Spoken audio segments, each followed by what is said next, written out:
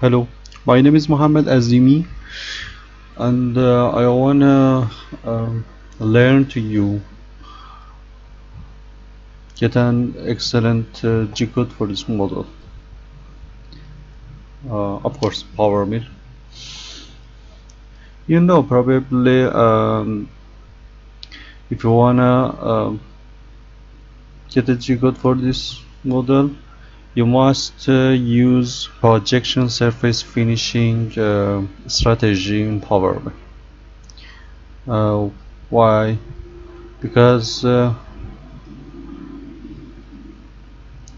you see, your tool must be perpendicular on this model to get in holes, and back of the model like that.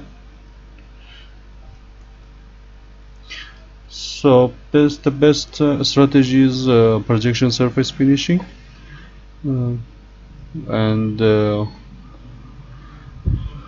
learn how to get excellent surface for this model.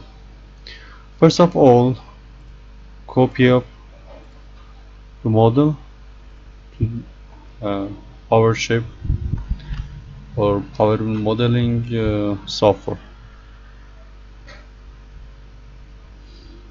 Control plus C, Control plus V, copy and paste.